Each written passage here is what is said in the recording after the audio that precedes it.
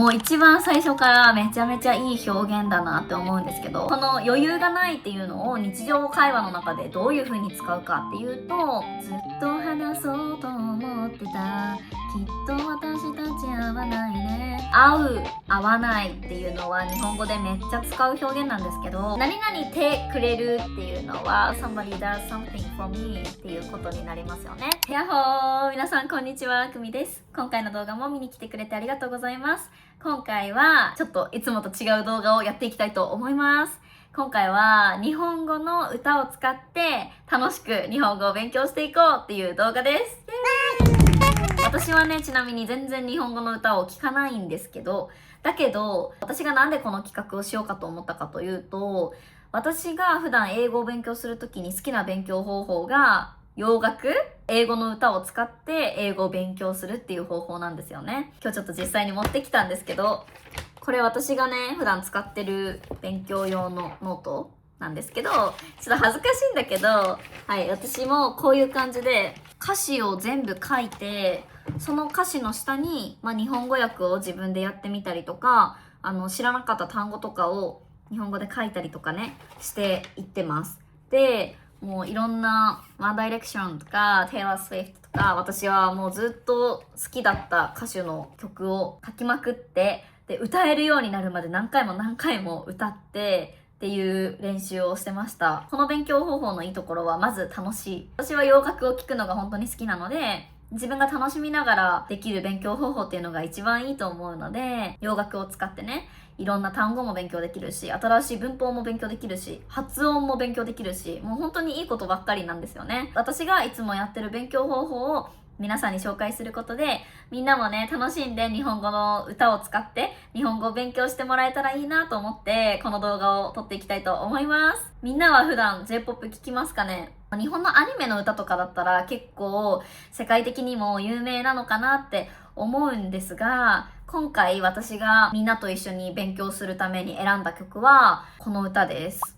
はい。これは優里さんのドライフラワーっていう曲なんですけど、この歌はね、2022年に出た歌です。なので4年前かな ?4 年前に出た歌なんですが、2022年、もう日本はどこ行ってもこの歌が流れてたっていうぐらいめちゃめちゃヒットした曲です。未だに多分カラオケとかに行ったら、カラオケの人気ランキングとか絶対ベスト10には入ってるんじゃないかなって思うぐらい、ずっと不動の大人気な歌ですね。特にバラードなので、失恋ソングなんですけど、結構ゆったりした曲調なので、皆さんも多分歌いやすいゆっくりなテンポなので、今回のね、この動画を見てドライフラワー知らなかったっていう人も自分も歌えるようになるまでたくさん歌ってみてほしいなって思います。で、今回のこのドライフラワーなんですけど、1番だけでもうめちゃめちゃ日常会話で使うような表現がたくさん出てくるんですね。今回はその中でも12個のフレーズをピックアップしてきたので、ドライフラワーの1番の歌詞だけを使って12個のね、フレーズを一緒に勉強していけたらいいなと思います。楽しそうじゃないですか？皆さんが最後まで今回の動画も楽しんでみてくれると嬉しいです。じゃあ早速本題に入っていきたいと思います。はい、まずですね、この歌はタイトルがドライフラワーっていうタイトルなんですけど、ドライフラワーって英語からそのまま来ていて、ドライフラワーなんですが、はい、これですね。私、ドライフラワーがもう一個そこにもあるんだけど、はい、これはドライフラワーです。ドライフラワーっていうのは、もともとはね、すごい新鮮な綺麗なお花だったんだけど、これが時間をかけてこういう風に乾燥していって、ちょっと色が変わってますよね。色が変わってきて、ちょっと色があせるとか、色あせるって言うんだけど、色あせてきたんですが、それでもそのまま残っているお花のことをドライフラワーっていう風に言います。で、この歌の面白いところは、終わってしまった恋だけど、私はそれでもまだあの人のことが好きだなって思ってる気持ちとか、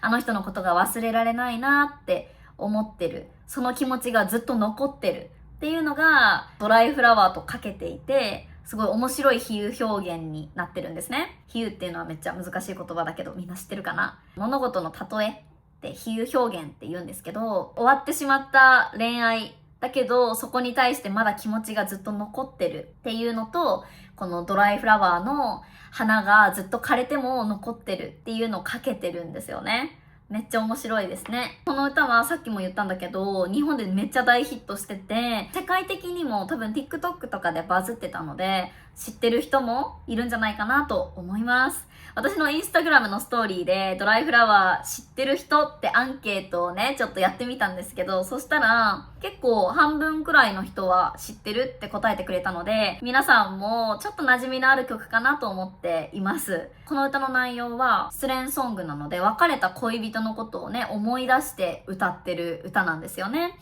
喧嘩ばっかりだったし、私たち結局会わなかったなみたいな。だけど、なんだかんだ忘れられない存在の人のことを歌ってます。私がこの曲をチョイスした理由は、有名っていうのもありますし、さっきも言ったけどテンポがゆっくりなので歌いやすいっていうのもあるんですけど、歌詞がね、めっちゃ話し言葉なんですよ。この歌詞を覚えるだけで結構日常生活で使える表現が本当にたくさん出てくるの。なのでめっちゃいいなと思っています。大体日本の曲って結構話し言葉よりも書き言葉で作られてる、歌詞がね、書き言葉で書かれてることが多いので、普段の会話の中ではこれ使わないよなみたいな表現がたくさん出てくるんですよ。このドライフラワーの歌詞は結構比較的めっちゃ話し言葉っぽい、本当に自分の気持ちをそのまま歌ってるような歌詞になっているので、皆さんも共感しやすいと思うし、勉強してもすごい役に立つ、本当に話し言葉の歌っていう感じになってます。皆さんが自分の気持ちを言いたい時にそのまま使うことができる表現が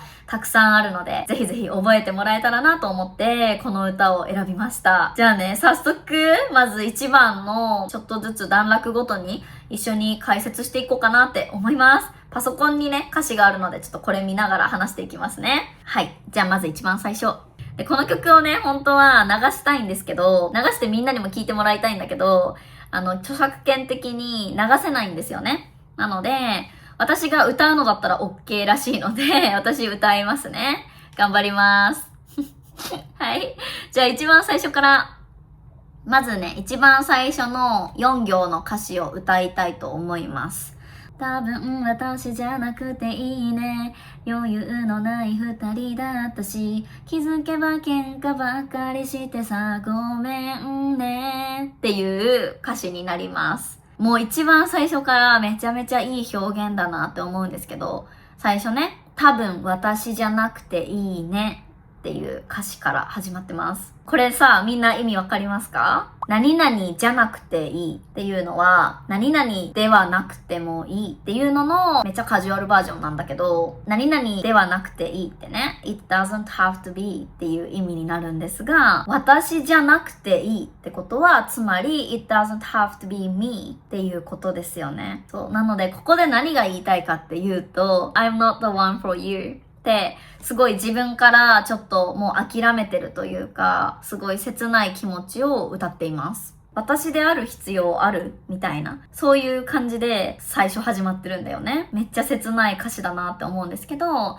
この何々じゃなくていいっていうのが今回のこのフレーズ一つ目なんですが、ここね、まずみんな勉強していく中でポイントなんだけど、この表現めっちゃ使えるなって気づいてほしくて、何々じゃなくていいっていう表現から、じゃあ自分が日常生活の中でこの何々じゃなくていいっていう文法をどういう風に使えるだろうって考えてみてほしいんですよね。It doesn't have to be me 私じゃなくていいっていう表現だけで終わるんじゃなくて、自分だったら日常生活の中でこの表現をどういう風に使うだろうって、どういう風に使えるだろうっていうのを考えてほしい。例えばね、日常生活の例でこの文法を使うとしたら、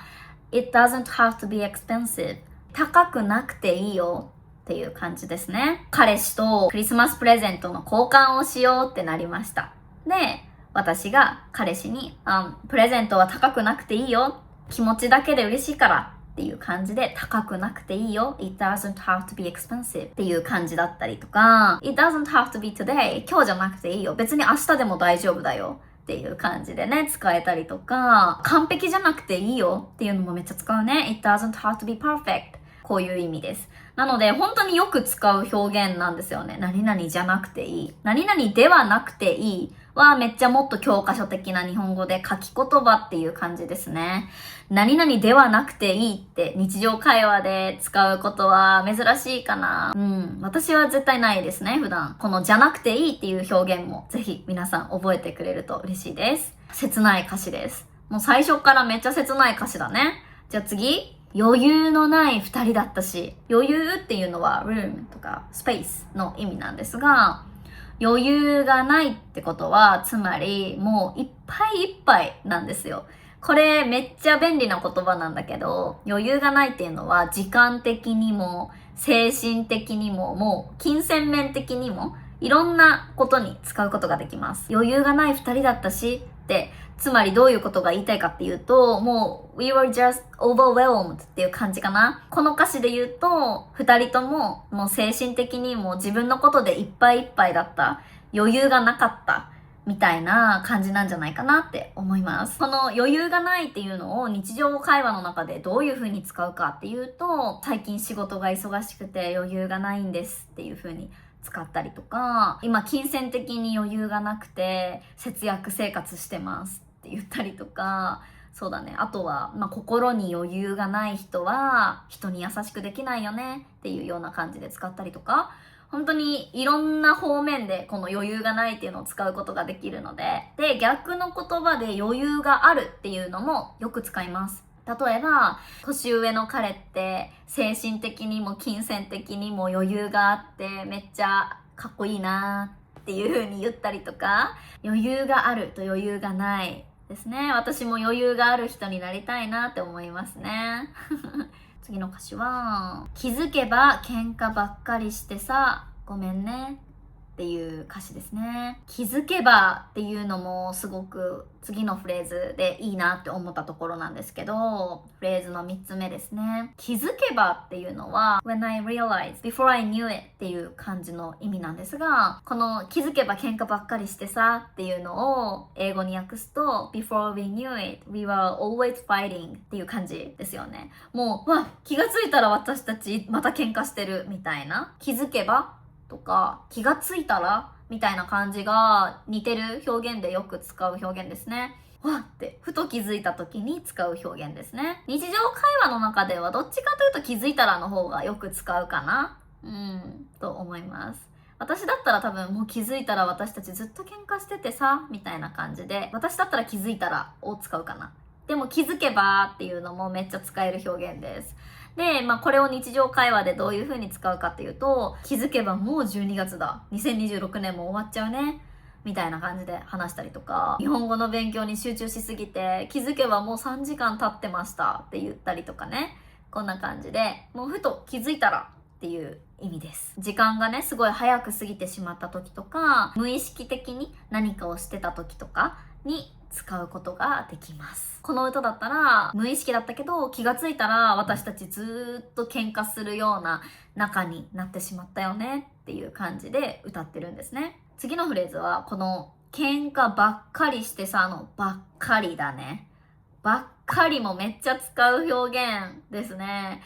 これ多分教科書とかでは何々ばかりっていう風に習った人が多いんじゃないかなと思うんだけど、口語的にはそのスポークンランゲージではみんな何々ばかりよりかはばっかりとか何々ばっかっていうことが多いです。You always do same thing みたいな感じで結構ネガティブなことに使います。喧嘩ばっかりしてるってつまり We always fighting の意味になるんですけど、これねちょっとネガティブなニュアンスになるので、日常会話の中でどうやって使うかっていうと、彼女が彼氏にもう携帯ばっか見てないでちゃんと手伝ってよみたいな感じで、携帯ばっか見てないでっていう風にばっかって使ったりとか、親が子供にゲームばっかしないで勉強しなさいって言ったりとかね、お菓子ばっか食べないで野菜もちゃんと食べなさいって言ったりとかね、こういう感じで使います。よく使える表現です。次の歌詞に行こう。気づけば喧嘩ばかりしてさごめんねの後、この後ちょっと歌うね。ずっと話そうと思ってた。きっと私たち合わないね。二人きりしかいない部屋でさ、あなたばかり話していたよね。はい、ここですね。まず最初、ずっと話そうと思ってた。これがフレーズの5つ目なんですけど、ずっと何々しようと思ってた、何々ようと思ってたっていうのは、I had been thinking of doing blah blah blah っていう感じになるんですが、この文章でいくと、ずっと話そうと思ってたってことは、つまり、ずっと話したかった、ずっと話そうって考えてたっていうことだね。一時的にパッて思いついたことではなくて、多分何ヶ月もこのことについて話したいなって思ってた。だけど、なかなか話せなかったみたいなニュアンスがここから伝わりますね。ずっと話そうと思ってた。ずっと話そうって考えてたけどできなかった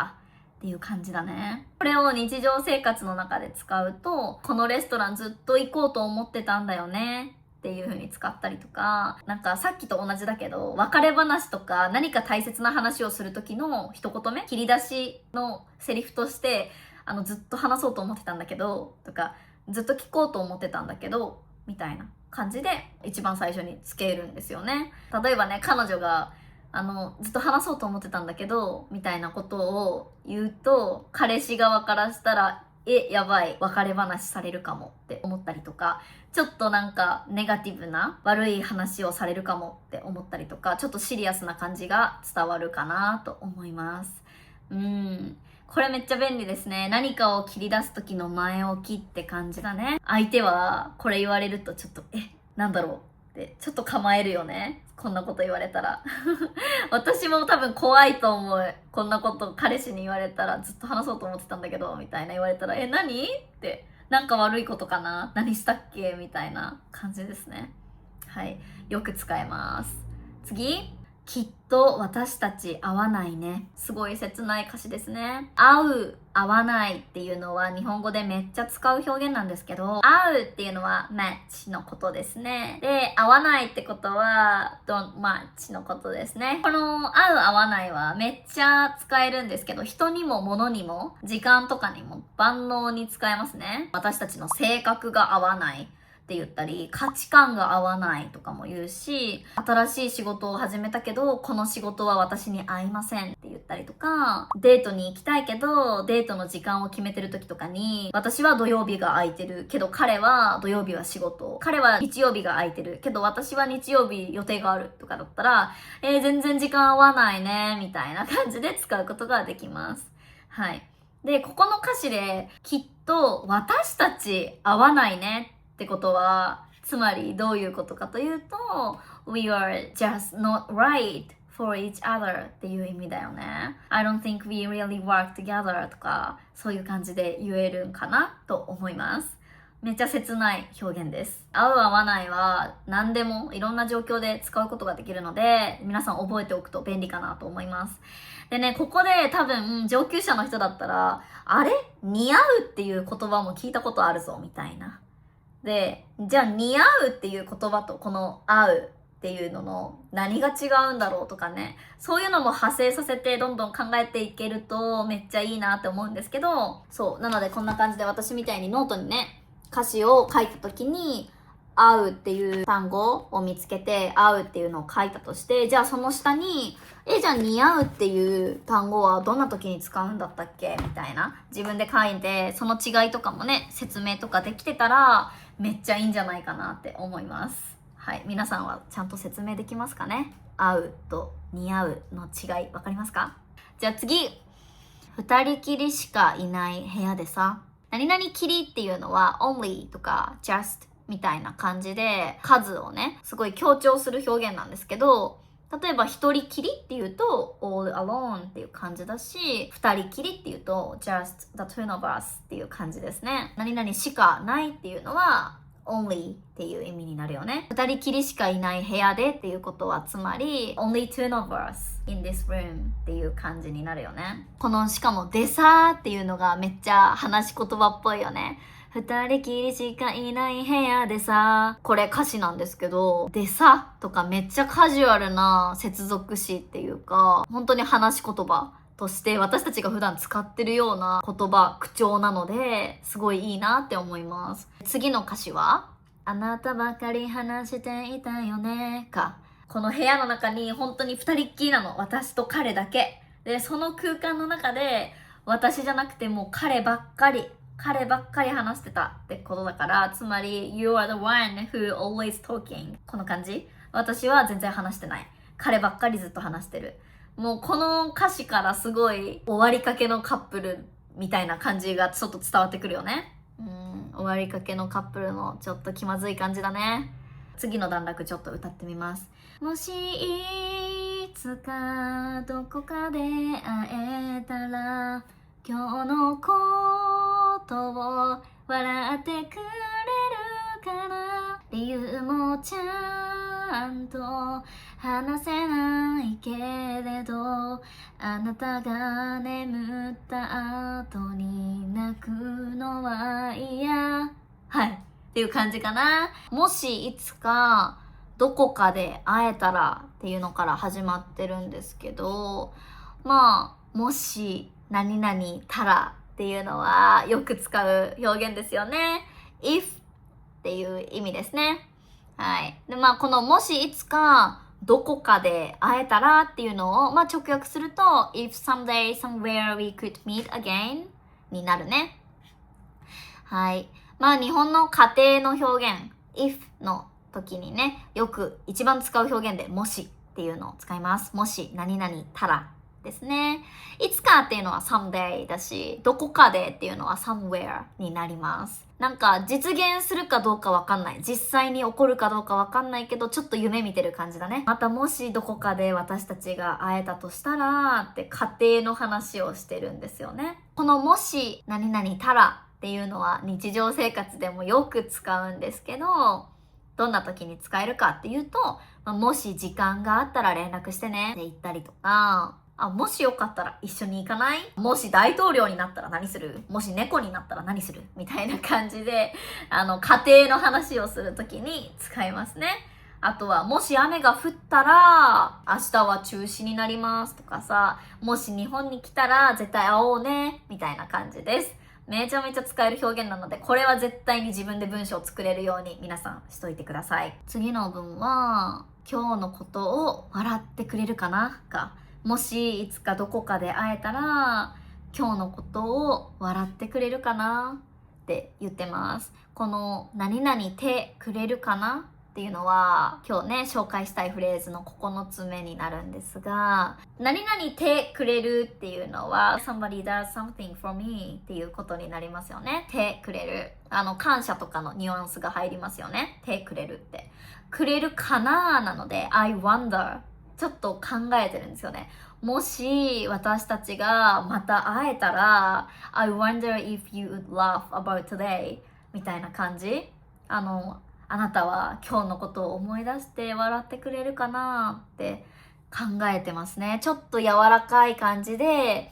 想像してるとか、なんか不安とか期待とかを表すような表現になってます。これをね、日常的に使うとしたら、何々ってくれるだけでいくと結構お願いっぽい感じになるので、例えば手伝ってくれるってお母さんとかが子供に、ちょっと手伝ってくれるみたいな感じで、お願いする時にも使うし、あとは不安を表したい時、例えば、このプレゼント買ったけど誕生日に、彼の好みがわかんない。で、喜んでくれるかなっていう感じで、ちょっと I wonder if you like it ちょっとね、どうかな、不安だなっていう気持ちを表したいときに、この手くれるかなを使ったりとか、期待とかね、不安を表したいときにこれ使えますね。なので、この歌の中では、もしいつか私たちが会えたら、今日のことをね、重い雰囲気でなんか話して気まずくなるんじゃなくて、私たち過去のこととして笑ってお互い話せるかなみたいな、彼も笑ってくれるかなみたいな感じの切ない気持ちが現れてる感じですね。はい。理由もちゃんと話せないけれどっていうところ、理由もちゃんと話せないけれどです。はい。これ直訳すると I can't even properly explain the reason っていう意味になるんですが、ちゃんとっていうのがここでね、注目したいフレーズです。ちゃんと。めっちゃ使いますね、日本人。これ多分毎日レベルで使うんじゃないかなって思うんですが、ちゃんとっていうのは properly とか correctly みたいな感じで使います。よくあるシチュエーションで言うと、親が子供にちゃんと野菜を食べなさいみたいな感じで言ったりとか、彼女が彼氏に仕事お疲れ様、頑張りすぎないでちゃんとゆっくり休んでねっていう感じで、心配してる時にちゃんと食べてねとか、ちゃんと寝てねみたいな感じで、このちゃんとっていうのを使うんですね。似てる表現で言うと、しっかりみたいな感じかな。しっかり寝てね、しっかり食べてね、しっかり休んでね。こんな感じで使うんですが、きちんととかしっかりみたいな言葉がよく似てる言葉かなって思います。けどちゃんとをめっちゃ使うね。例えばさ、久しぶりに会った友達がさ、なんかめっちゃ仕事が忙しそうで、すっごい痩せてるみたいな。前に会った時よりも。そういう時に私が絶対言う言葉、ちゃんと休んでるみたいな。ちゃんとご飯食べてる？ちゃんと寝てね。こんな感じで言いますね。よく使う表現。特にね、親がね、子供に、お母さんとかが子供のこと心配して使う言葉かな。相手のことを心配するあまり出てくる言葉かな。この歌の中では、理由もちゃんと話せないけれどって、理由も自分でもしっかり説明することができないっていう意味だね。I can't even explain the reason well, properly. こんな感じの意味になります。次の歌詞。あなたが眠った後に泣くのは嫌。これどういう意味かっていうと、I hate crying after you fall asleep っていう意味かな。なので、理由も私ちゃんと説明できないけど、だけど、あなたが寝た後に私泣くのは嫌だよって。なんで泣くのかわかんないし、なんか何が嫌なのかもわかんないけど、あんたが寝た後に泣くの嫌だし、みたいな感じのことだよね。ポイントとしては、何々のは嫌とか、何々のは好きも来るし、文章が来て文プラスのは嫌とか、文プラスのは好きっていう、結構決まった形ですよね。例えば、一人でレストランでご飯を食べるのは嫌とかね。こののはを使うことで名詞化してるんですけど、ちょっと詳しい文法は置いといて、何々のは嫌ってことは I hate this situation っていう感じになります。この歌詞めっちゃリアルだな。隣で寝てる彼氏の前では泣けないから、多分彼氏が寝るまで我慢してたけど、彼氏が寝て自分がその後こっそり一人で泣いてるみたいな感じだよね。でもそうやって泣くのももう嫌だよ私っていう気持ちが現れてます。じゃ次はサビですね。ついにサビがやってきました。サビっていうのはその日本語の歌の中でのメインのパートのことサビって言います。サビ歌いますね。声も顔も不器用なとこも全部嫌いじゃないの。ドライフラワーみたい君との日々もきっと色あせる。はい、こんな感じです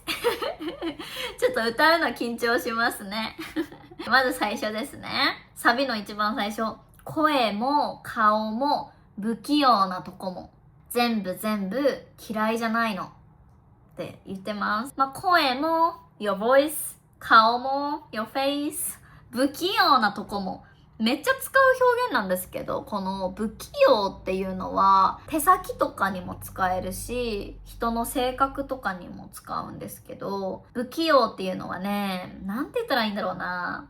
うまくできない人のことかな。なんかうまく伝えられなかったりとか、例えば好きだって思ってるのに相手にそれをうまく伝えられない人のこととかを不器用な人って言いますね。人間関係とかもそうで、コミュニケーションが上手な人とかは器用な人って言うんだけど、逆にコミュニケーションがすごい下手くそな人とかは不器用な人っていう風に言います。この歌の中では Your voice も Your face も Your clumsy side も全部嫌いじゃないの。嫌いじゃないってことは、嫌いって dislike で、じゃないってことは not dislike。つまり本当に好きなんだよね、そういうところが。あなたの声も顔も不器用なところも私はめっちゃ好きだよって言ってるんですね。で、二重否定してるんですけど、ここがめっちゃ日本語っぽいなって思うところで取り上げたんですけど、声も顔もあなたの不器用なところも私は好きだよって直接伝えるんじゃなくて、嫌いじゃないのって二重否定することでめっちゃ遠回しに、つまり好きだよって言ってるんですよね。あなたのこういうところが私はいいなって思ってるんだよっていう感じです。二重否定で気持ちを伝える文化っていうのがめっちゃ日本っぽいなと思って、この二重否定を日常的に使うとしたら、悪くないとかもよく使うんですね。not bad っていう意味なんだけど、悪くない。つまり、OK とかいいよくらいのレベルですけど、いいよって思ってるポジティブな意味になりますよね。悪くない。結構これあるあるなのは、小学生の男の子とかがさ、好きな女の子とかの話とかしてて、男の子同士で、お前、久美ちゃんのことどう思うんってなった時に、嫌いじゃないかなみたいな、ちょっと照れてるみたいな感じ。そうで、こういう風に好きっていうのは恥ずかしいから、嫌いじゃないかなみたいな風に使うんですよね。二重否定。めっちゃ日本っぽくない？ここね、全部嫌いじゃないのっていうところは、私もこの歌の中で結構好きなパートなんですけど、なんか、全部って繰り返してるところもめっちゃエモいし、言葉ではめっちゃ控えめだけど、もうここにすごい私の本当にあなたのことが好きですっていう気持ちがドーンって溢れてる感じはありますよね。言葉では言い表せないけど、その気持ちがすごい綺麗に美しく日本っぽく表されてるなと思って、私はめっちゃ好きです。はい。で、この歌ね、ちょっと最後まで見てみると、ドライフラワーみたい、君との日々もきっと色あせるっていう感じでサビが終わるんですね。はい。私最初も言ったんですけど、ドライフラワーっていうのは色がね、あせて変わってきたお花のことですよね。だから、私たちが過ごした日々も一緒に付き合ってた頃はすごく綺麗なお花の色みたいに新鮮だったのに、そうだけど私たちはもう別れて、だからどんどん私たちの日々の思い出も色が褪せていく、つまりなんかちょっと薄くなっていくというか、記憶もどんどんなくなっていってるな、薄くなっていってるなっていう感じではあるんですよね。君との日々がどんどん色褪せてるっていう気持ちを歌っています。どうでしょうか？これでね、1番が終わるんですね。で、2番に続いていくんですけど、2番もね、またいい歌詞なんですよ。みんなちょっと絶対聞いて、この歌。2番もね、すごい切ない歌詞だし、本当に日常的に使う表現が2番もたくさんあるから変に連絡してこないでほしいとかね。めっちゃいい表現。